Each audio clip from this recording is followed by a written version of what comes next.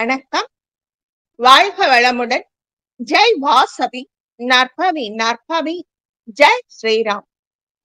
ஓம் come கணபதயே நமஹ.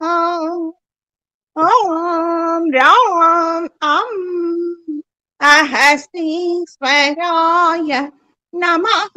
குரோதி வருடம் வைகாசி மாதம் 22ஆம் தேதி செவ்வாய்க்கிழமை, பரணி நட்சத்திரம், திரையோதசி. எல்லாத்தையும் விட ரொம்ப புனிதமான மாத சிவராத்திரி. சித்தர்கள் அப்படின்னாலே அவங்க சிவனுக்கு உகந்தவங்க. இப்ப நம்ம தினம் தினம் என்ன சொல்றோம்? 108 சித்தர்களுக்கும் தூப தீபம் காட்டி நைவேத்தியம் வைக்கிறோம். சித்தர்கள் நமக்காக வாழ்ந்தாங்க, பூமியில வாழ்ந்துகிட்டு இருக்காங்க. இந்த சித்தர் போக சித்தர், அவருடைய குரு காலாங்கினார். அதே சமயம் இன்னைக்கு பிரதோஷம். அதனால அந்த பிரதோஷத்துக்கு ஒரு சின்ன கதை ஒண்ணு இருக்கு, அதை பகிர்ந்துக்க விரும்புறேன். நாம எல்லாம் சாதாரணமான மானிட ஜன்மாக்கள். நமக்கு ஆணவம், கண்மம், மாயை, அகம்பாவம் அப்படின்னா என்ன மிஞ்சி யாரும் இல்ல அப்படின்னு இந்த அகமானதை நினைத்தால் அது பாவமாக்குதான். ஆதியில பார்க்கடலை கடைஞ்சாங்க, ஆழகால விஷம் வந்தது. அந்த ஆழகால விஷமானது எல்லாரையும் பயமுறுத்துச்சு. எல்லாரும் நாலா பக்கம் போறாங்க.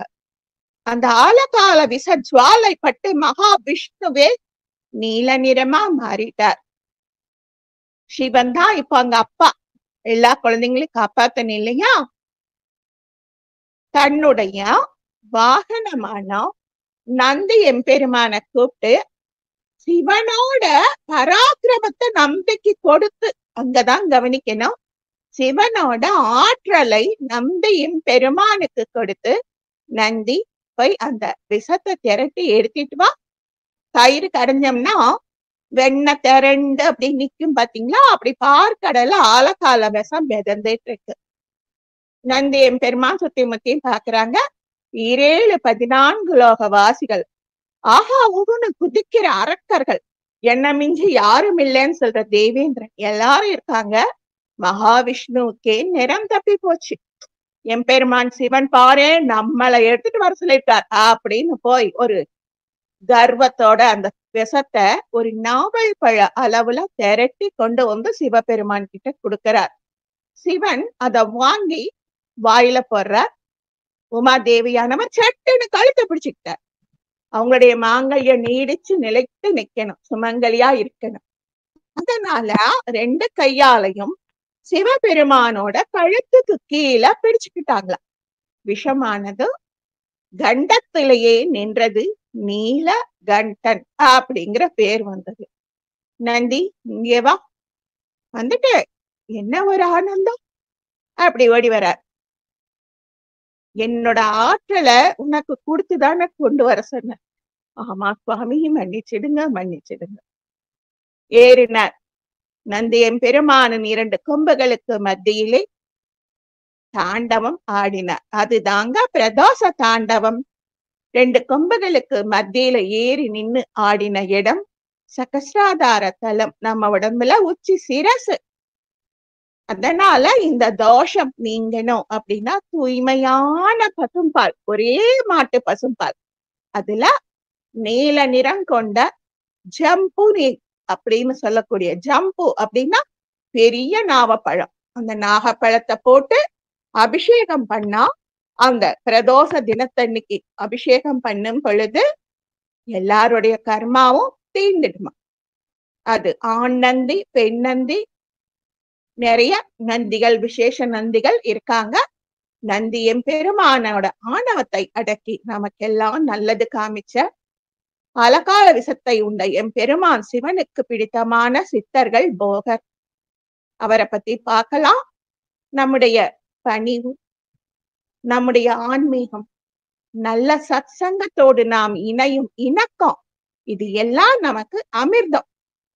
தயிரை கடைஞ்சா வெண்ணெய் வர்றாப்படி நம்ம மனசுல சதா நினைச்சுக்கிட்டே இருக்கணும் இரையாற்றல.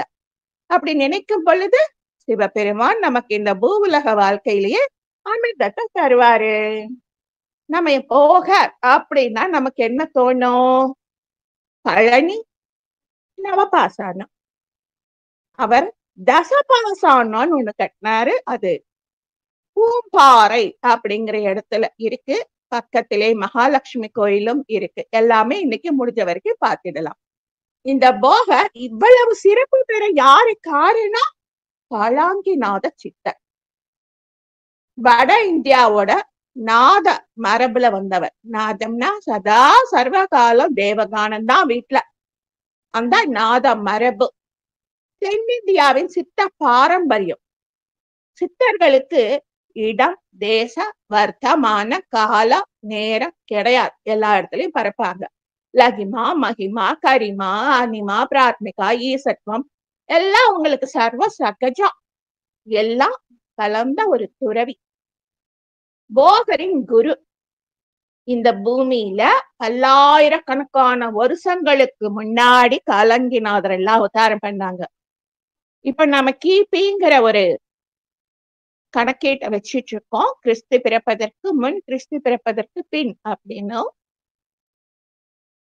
அந்த கிபி கிமுன்னு சொல்றோம் பாத்தீங்களா, அந்த கிமுவுக்கு ரொம்ப ரொம்ப ரொம்ப பண்டைய காலத்துல வாரணாசிங்கிற காசியில பிறந்தார் நம்ம காலங்கிநாதர்.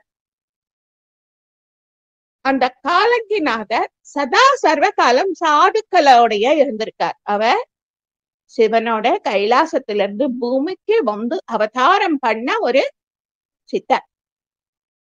அவர் எல்லா இடமும் போவாரு, எல்லா இடமும் சஞ்சாரம் பண்ணுவார்.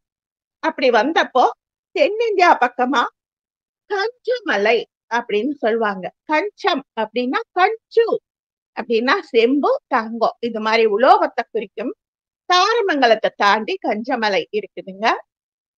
அந்த கஞ்சமலையில தான் போகருக்கு காலங்கிநாதர் நிறைய அருட்கொடைய வழங்கினதா ஒரு தகவல். இந்த மலையில தான் காலங்கிநாத சித்தரோட சிலையும் இருக்கு. அப்படியே அமர்ந்த நிலையிலேயே, அப்படியே தியானம் பண்ணக்கூடிய நிலையிலேயே அவருடைய பூத உடல் அப்படி சிலை வடிவா அங்க இருக்கு காலங்கிநாதர். எலம்பில்ல போற வழியில 12 கிலோமீட்டர் தொலைவுல சிவதாபுரத்துல இந்த மலை இருக்கு. காளியம்மனுக்கு கோவில் இருக்கு, முருகனுக்கு கோவில் இருக்கு. நிறைய நிறைய அங்க விசேஷம். அருவிகள் அப்படி குற்றாலம் மாதிரி.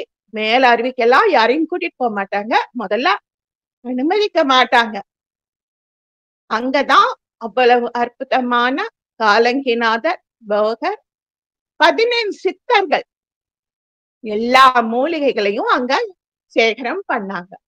போகரோட கவிதைகள் படி காலங்கி அவருடைய அப்பான்னு அவர் வச்சுக்கிட்டாராம்.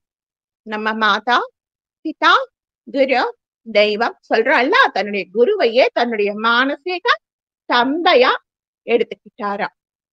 அவர் விஸ்வகர்மா சமூகத்தை சேர்ந்தவர் காலாங்கி. போகர் நிறைய இடங்கள்ல காலங்கிய பத்தி அற்புதமான கவிதைகளை சொல்றார். போகரோட வளர்ச்சிக்கும் புதுமைக்கும் துணையா நின்னது காலங்கிதான். காலங்கிநாதர் சதுரகிரி மலை, பொதிக மலை, அப்புறம் ரங்கமலை, இந்த மாதிரி எங்கெங்க உயரமான இடங்கள் எல்லாம் இருக்கோ, மூலிகை வனங்கள் இருக்கோ, அங்கெல்லாம் தேடி தேடி மூலிகை சேகரித்து அதை எப்படி பஸ்மம் பண்ணணும், எப்படி அதுக்கு சாப நிவர்த்தி பண்ணணும், எந்த முகூர்த்த கடினா சில மூலிகைகளை அதிகாலை நேரம் அந்த பிரம்ம முகூர்த்தத்துல சாப நிவர்த்தி பண்ணி மஞ்ச காப்பு கட்டி அந்த வேர் அறுபடாம எந்த நதியிலிருந்து வந்த அருவி நீரை கொண்டு அந்த வேர்ல ஊத்தி அசையாம அந்த செடிக்கு வலிக்காம அந்த செடிக்கிட்ட சாப நிவர்த்தி பண்ணி மன்னிப்பு கேட்டு மக்களுக்காக எடுக்கிறேன்னு சொல்லி எடுக்கிற மந்திரம் எல்லாம் கத்து கொடுத்தாராம். அந்த மூலிகைகளால என்ன பலன்? நம்ம உலகத்துல பசிப்பினி இருக்கக்கூடாது, அப்புறம் உடல் பிணி இருக்கக்கூடாது, அப்புறம் மனப்பிணி இருக்கக்கூடாது. இது மாதிரி நிறைய விஷயங்களை போகருக்கு கற்றுக் கொடுத்தவர். பல்லாயிரக்கணக்கான வருஷங்கள் வாழ்ந்தவர். அவருடைய உடம்பானது காற்றாவே மாறிடுச்சான். காலாங்கி நாதர் அப்படின்னா காற்றே உடலா போயிடுச்சு. காலாங்கி மூச்சு கட்டுப்பாடு வாசியோகம் பயின்று பயின்று பயின்று பயின்று உடம்பு பூரா வெறும் காத்தா போயிடுச்சு. அப்படி ஒரு அற்புதமான சித்தர் தான் இந்த கஞ்சமலையில வாழ்ந்தார். 7 சீடர்கள், பிரதான சீடர்கள் போகர், சோமன், ருத்ரன், கந்த்ரு, பிரம்மன், கஞ்சமலையார். இவங்கெல்லாம் காலாங்கிநாத சித்தர்களோட வழி வந்த சித்தர்கள். காலாங்கிநாதர் பெரும்பாலும் கமலமுனி மாதிரி தான் நடந்துகிட்டாராம். கமலமுனி 63 பாடல்ல காலங்கிநாதரை சிறப்பித்து பாடியிருக்காங்க. போகர் எழுதிய போகர் 7000 அப்படிங்கிற நூல்ல எல்லா சித்தர்களை பத்தியும் அவர் குறிப்பிட்டிருக்கார். இந்த போகர் 7000 என்ன நமக்கு தருது? இந்த உலகத்துக்கு என்ன என்ன தேவையோ அதெல்லாம் தருது. சாகா வரம் தரும் மூலிகை. சாகா வரம் தரும் மூலிகைன்னா இந்த பூத உடல்ல இருக்கிற பிராணனை மட்டும், இந்த பூத உடல்ல இருக்கிற பிராணன், ஆன்மா, ஆரா, நம்ம தேகத்தை சுத்தி இருக்கிற ஒலியுடல், உயிருடல், கருவுடல், நுண்ணுடல், அறிவு, இதயம், இதெல்லாம் 5 பிராணன் சொல்றோம் இல்லைங்களா? அதை தனித்தனியா எப்படி பிரிச்சு கருவுடல் புதைந்து போனாலும் நாம எப்படி வாழறது அப்படிங்கும்போது வாழும் பொழுதே சாகா கலையை போகருக்கு போதித்தவர் காலங்கிநாதர். கருநெல்லி, கருநச்சி, கருந்துளசி, காயகல்பா, இதெல்லாமே கருந்துளசி மட்டும்தான் இன்னைக்கு நம்ம வீட்டுல நாம வச்சு பூஜை பண்றோம், மகாவிஷ்ணுவோட அவதாரம்னு சொல்லி. இந்த மாதிரி நிறைய மூலிகைகளை அவருக்கு காண்பிச்சு கொடுத்தார். எல்லா விதமான என்னுடைய எல்லா விதமான மூலிகை வைத்தியமாகட்டும், ரசவாதமாகட்டும், சங்கம் பண்ணும் வேலையாகட்டும், வானிலை பரப்பதாகட்டும், எல்லாமே காலங்கிக்கே சமர்ப்பணம் அப்படின்னு போகர் சொல்றாரு. இந்த போகரை நாம கும்பிட்டா என்ன பலன் கிடைக்கும்?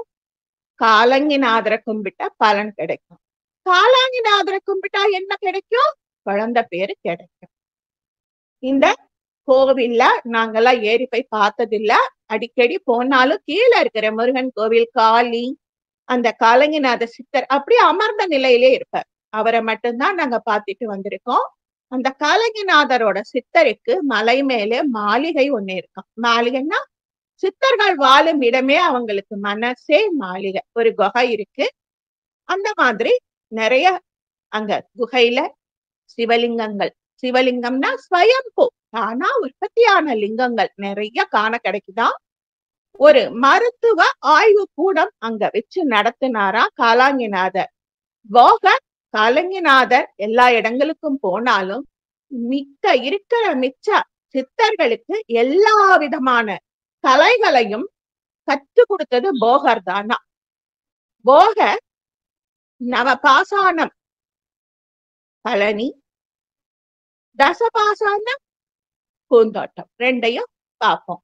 அமாவாசை பௌர்ணமி அன்னைக்கு நம்ம போகரை ரொம்ப நினைச்சா அகஸ்தியரை, போகரை நாம ரொம்ப பிரீத்தியா, ரொம்பவும் மனசு குளிர்ந்து நம்முடைய தேவைக்காக நினைக்காம சதா சர்வ காலமும் காட்சி கொடுங்க காட்சி கொடுங்கன்னு கேட்டா போகரும் அகஸ்தியரும் நம்ம கண் முன்னால காட்சி கொடுப்பாங்களாம். இன்னைக்கும் அந்த வித்தை தெரிஞ்சவங்க வாழறாங்க. அவங்க மத்தியில நாம வாழறது நாம பண்ண புண்ணியம். இந்த கஞ்சமலைய தாமரமலை, தங்கமலை, இரும்பு மலை, ஸ்டீல் எல்லாமே பாக்குறாங்க.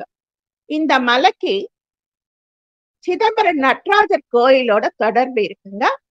அங்கிருந்துதான் தங்கத்தை நிறைய எடுத்து சிதம்பரம் நடராஜருக்கு தங்க கூரை வேந்தாங்களாம். இந்த ஆதாரம் பராந்தக சோழனின் கல்வெட்டுல இருக்கு. கொங்கு மண்டல சதகம் அப்படிங்கிற நூல்ல இங்கிருந்து தங்கம் கொண்டு போய் சிதம்பரம் நடராஜருக்கு பொன் வேந்தார்கள் அப்படின்னு சொல்றாங்க.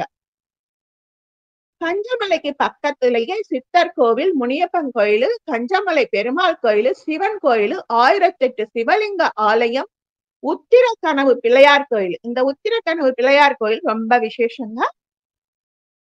அது ஒரு சின்ன ஓடை மாதிரி இருக்கு. அது வந்து சித்தர் கோயிலே தான் அது. கோபுரம் கூட 54 சித்தர்கள் தான் அங்க இருக்காங்க. எல்லா கோயிலையும் பிள்ளையாரு, முருகன் இப்படி இருக்கிறாப்படி இந்த உத்திரக்கனவு பிள்ளையார் கோவிலுக்கு மேல கோபுரம் கூட சித்தர் தான். உள்ளேயும் சித்தர்கள் தான். அங்க ஒரு சின்ன ஓடை போகுதுங்க. ஒரு 4 அடி இல்ல 5 அடி தான் நம்ம கண்ணுக்கு தென்படுது. பூமியில அந்தர்வாகினியா போகுது.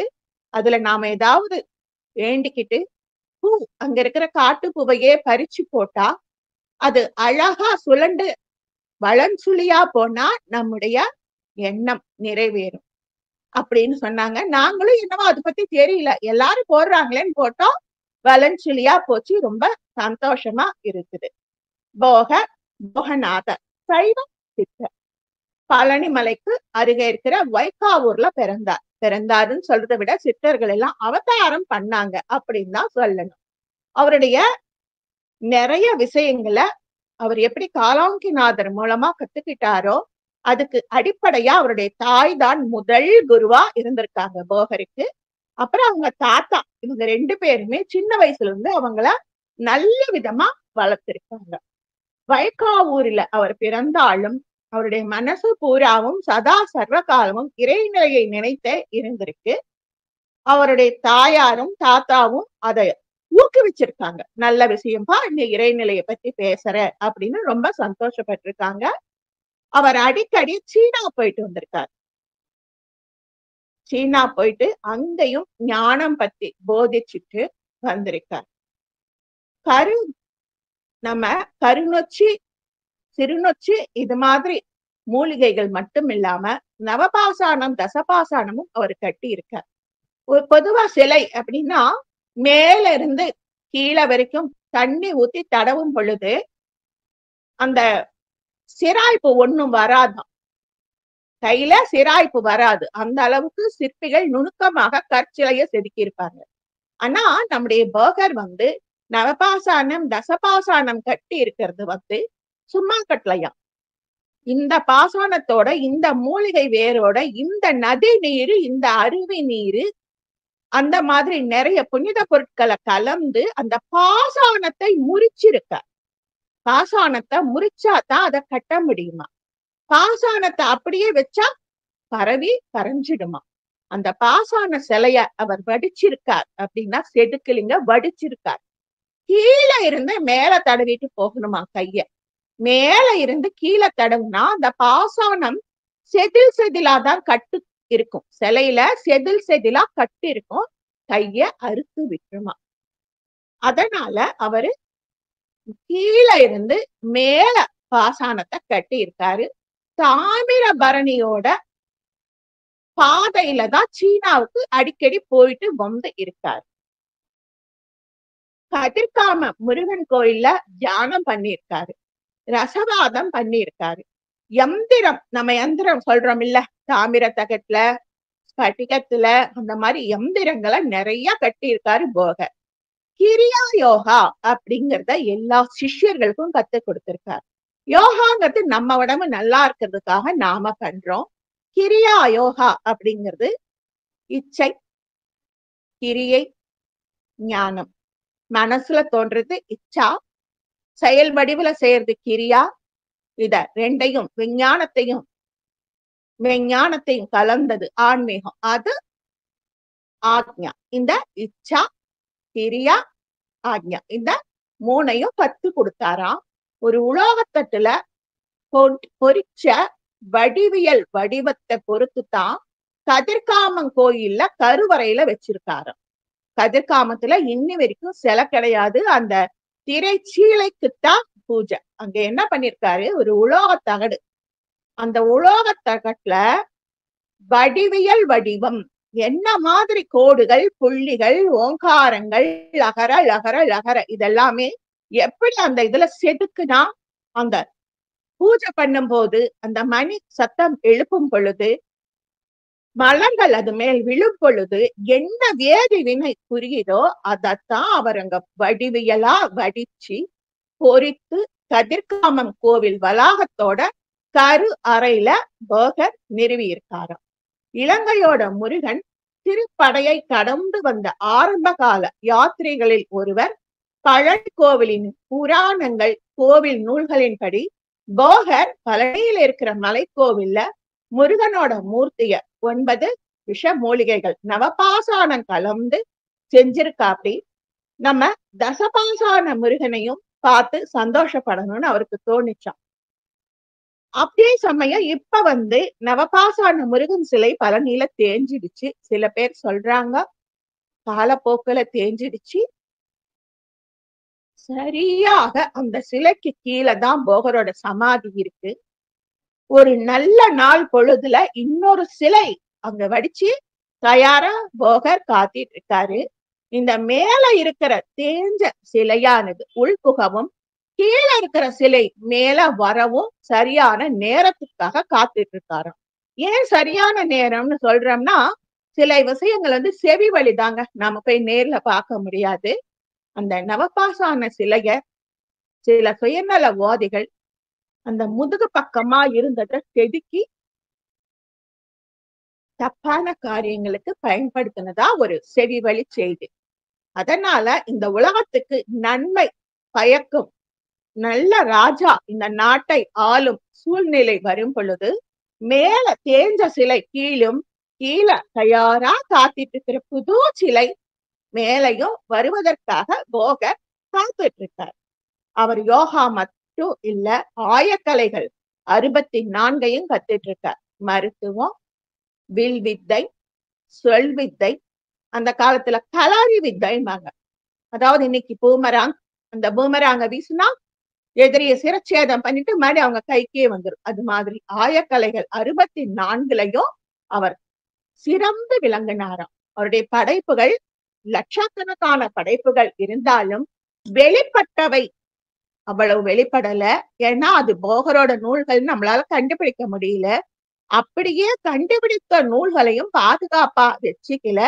இப்ப வரைக்கும் பாதுகாப்பா இருக்கிற நூல் போகர் சப்தகாண்டம் 7000 பாகம் 1, போகர் ஜனன சாகரம் 550, போகர் நிகண்டு 1200, போகர் நிகண்டு கருக்கிட்டை, போகர் நிகண்டு கையேடு, போகர் வைத்திய காவியம் 1000, போகர் 700, போகர் பஞ்ச பச்சி சாஸ்திரம், போகர் கற்பம். பஞ்சபட்சி சாஸ்திரம்னா ஆந்தை, வள்ளூர், காக்கம். இது மாதிரி இது இடமிருந்து வளம் போச்சுன்னா, வளமிருந்து இடம் போச்சுன்னா, கூவிடுச்சுன்னா அப்படின்னு அந்த பஞ்ச பட்சிகளை வச்சு சாஸ்திரம் கண்டுபிடிப்பாங்க. அது போகர் கண்டுபிடிச்சு சொல்லியிருக்காரு. கற்பம் அப்படின்னா மூலிகைகளை வச்சு கட்டி நமக்கு வைத்தியத்துக்கு உதவக்கூடியது 300 வகையான கற்பம். வர்ம சூத்திரம், ஒரு நம்ம எந்த இடத்துல தட்டினா தொடு வர்மம், நோக்கு வர்மம், படு வர்மம், இந்த மாதிரி வர்மத்துல மட்டும் 64 வர்மம் இருக்கு. அந்த வர்மம் சூத்திரத்துல 100 வர்மம் கண்டுபிடிச்சிருக்காராம். ஒருத்தனை பார்த்து கண்ணாலேயே கட்டி போடுறது நோக்கு வர்மம், அப்படியே சும்மா தொட்டா போடுறது தொடு வர்மம், ஒரு அடி வைக்கிறது படு வர்மம். இந்த மாதிரி 100 வர்ம கலைகளை கண்டுபிடிச்சு சொல்லி கொடுத்திருக்காரு. போகர் மலைவாக்கட்டம், இந்த மலைக்கு போனா இந்த மூலிகை கிடைக்கும். போகர் 12000, போகர் நிகண்டு 1700, போகர் வைத்தியம் 1000, போகர் சரக்கு வைப்பு 800. சரக்கு அப்படின்னா அவர்கிட்ட என்னென்ன மாதிரியான கலைகள் செழித்து கிடந்ததோ அத சரக்குன்னு அவர் சொல்லிக்கிறார். போகர் உபதேசம் 150, போகர் ரணவாக்கட்டம், ரணம்னா வியாதி, காயம், அந்த காயத்தை எப்படி குணப்படுத்துறது, அது போகர் ரணவாக்கட்டம் 100. போகர் ஞான சாராம்சம், நமக்கெல்லாம் கொஞ்சமாவது அறிவு வரணும், இறைநிலையை பார்த்து திரும்பணும், அதுக்காக ஞான சாராம்சம் 100 வகையா கத்து கொடுத்திருக்காராம். போகர் கற்ப சூத்திரம் 54, போகர் வைத்திய சூத்திரம் 77, போகர் மூப்பு சூத்திரம் 51. ஒரு மனுஷன் மூப்பு அடையாம இருக்கிறது எப்படி, அப்படி மோப்பு அடைந்த மனிதனை வாலிபமாக்குவது எப்படி? அதுதான் 51 வகையா கத்துக் கொடுத்திருக்கார். போகர் ஞான சூத்திரம் 37. போகர் அட்டாங்க யோகம். அட்டாங்க யோகம்னா லஹிமா கரிமா இந்த மாதிரி சொல்றேன் பாத்தீங்களா, அது 24 வகையான அட்டாங்க யோகத்தை சிஷ்யர்களுக்கு கத்துக் கொடுத்திருக்கார். போகர் பூஜா விதி 20. ஒரு பூஜைனா அது எப்படி முதல் அது எந்த மாதிரி ஆரம்பிச்சு எந்த மாதிரி அதை புனிதப்படுத்தணுமோ அதையெல்லாம் கொடுத்திருக்கார். போகருக்கு குறிப்பிடத்தக்க சீடர்கள் நிறைய பேர் இருந்தாலும் கரூரர் அவருக்கு ரொம்ப பிரியமான சிஷ்யரா. அப்புறம் மகா அவதார் பாபாஜி நம்ம இமயமலையில இப்பவும் இருக்காரு அந்த மகா அவதார் பாபாஜி. 18 சித்தருக்குள்ளேயும் தனி சிறப்பு வாய்ந்த சித்தர் போகர். ரசவாதியாகவும் தத்துவ ஞானியாகவும் எழுத்தாளராகவும் அனைவராலும் விரும்பப்படுபவர் போகர். இவர் எப்ப பிறந்திருக்கார், அதாவது பூமிக்கு வந்திருக்காருன்னா கிமு 500க்கு முன்னாடியே பிறந்துட்டாராம். இவர் நவசித்தர்களில் ஒருவரான காலாங் சித்தரோட சிஷ்யராக இருந்தாலும் இவருக்கு புலிப்பாணி அப்படிங்கிற சித்தர் மேலையும் கரூரார் மேலையும் அந்த பாபாஜி மேலையும் ரொம்ப பிரியமா. சீனாவுக்கு போன போகர் போயாங்வே அப்படிங்கிற பெயர்ல அங்க இன்னைக்கும் அறியப்படுகிறார். சீனாவுல போய் சீன மொழியிலேயே நிறைய நூல்களை கத்துக் கொடுத்திருக்காரு. சித்த மருத்துவம், விஞ்ஞானம், ரசவாதம், காயகல்பம், யோகாசனம் எல்லாமே கத்துக் கொடுத்திருக்காரு.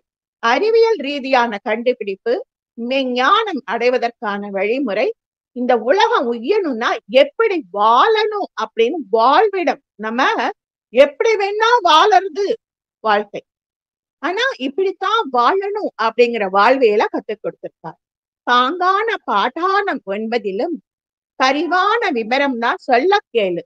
கௌரி கெண்டி சீலை மாள் தேவி கொடு வீரம் கச்சால் வெள்ளை பகர்கின்ற தொட்டினொடு சூத்தம் சங்கு பூரணமாய் நிறைந்த சிவசக்தி நலமான மனோன்மணி கடாட்சத்தாலே நன்னினி 9 கட்டு கட்டு அப்படின்னு சொல்றார். அவரு சூஷ்மமா சொல்றாரு சித்தரோட பரிபாசையில.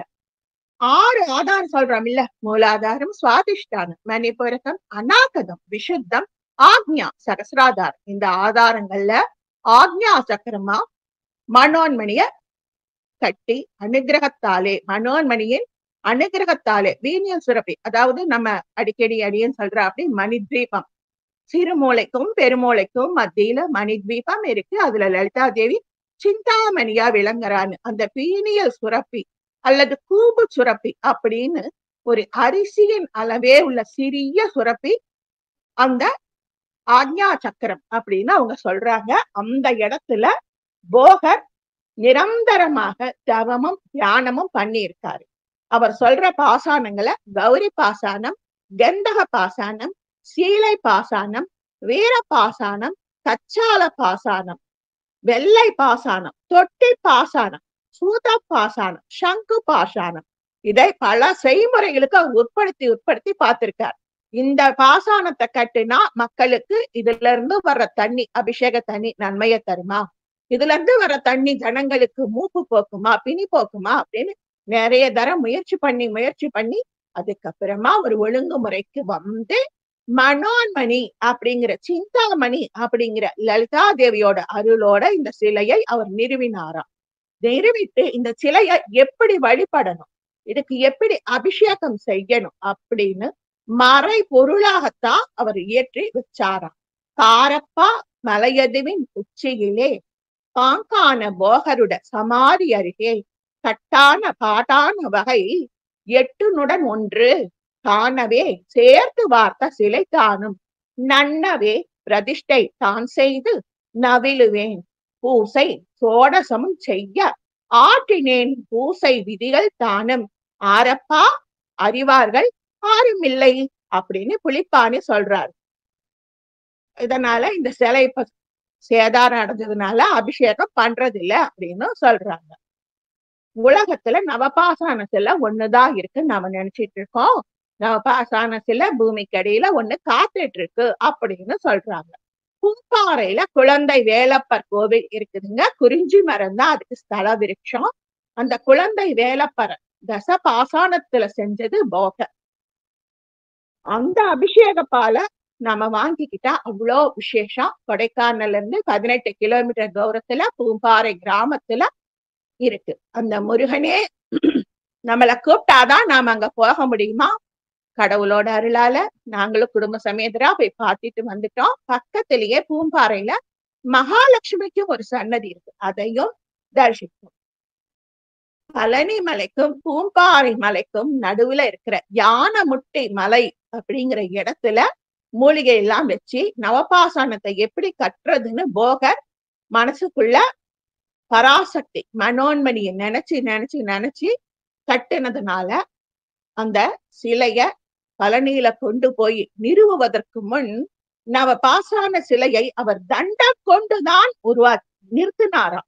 சிலைய செய்யது எவ்வளவு கஷ்டமோ அத பக்குவமா ஒரு தண்டம் கொண்டு போய் பழனி மலையில அவர் நிறுவினார். அதனால தண்டாயுத பாணி அப்படின்னு சொல்றாங்க. மறுபடியும் சீனா நாட்டுக்கு போய் பஞ்சபூத சக்திகளை அங்க இருக்கிறவங்களுக்கு கொடுத்து மறுபடியும் பெற்றுக்கொண்டு யானமுட்டி மலைக்கு வந்து தசபாசான சிலை உருவாக்கி திருமண மண்டபத்துல போகர் பிரதிஷ்டை செய்தார். அந்த சிலை பாக்குறதுக்கு இப்படித்தான் இருக்குன்னு எங்களுக்கு தெரியலைங்க, ஆனா சொன்னாங்க இதுவும் தசபாசானம்னு சொன்னாங்க. பக்கத்திலேயே போய் பார்க்க முடிஞ்சது. ஒரு தரம் அருணகிரிநாதர் பூம்பாறைக்கு வந்து முருகன பெருமானை தரிசிச்சுட்டு கோவில் மண்டபத்திலே படுத்துட்டார். இரவாயிடுச்சு, மலை இறங்க முடியல. அப்ப அவரை கொன்னு தின்ன ராட்சசுவர்த்தி வந்தாலாம்.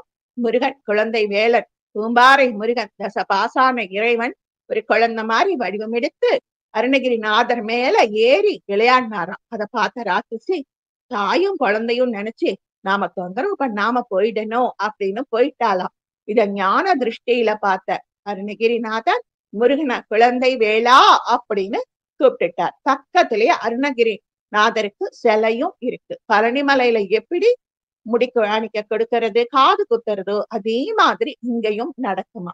இந்த சிலையோட தலையில சந்தனம் வச்சு கோவில மூடிடுவாங்களாம்.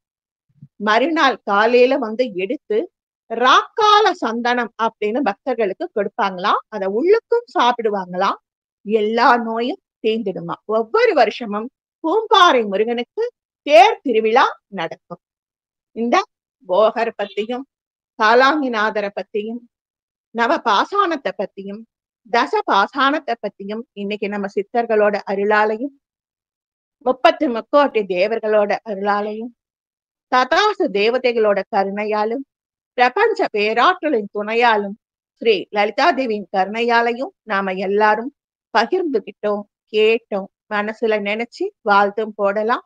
பொறுமையா கேட்ட எல்லா நல்ல உள்ளங்களுக்கும் அடியேனின் சிரம் தாழ்ந்த வணக்கம். வாழ்க வளமுடன். ஜெய் வாசவி, நற்பவி நற்பவி. ஜெய் ஸ்ரீராம்.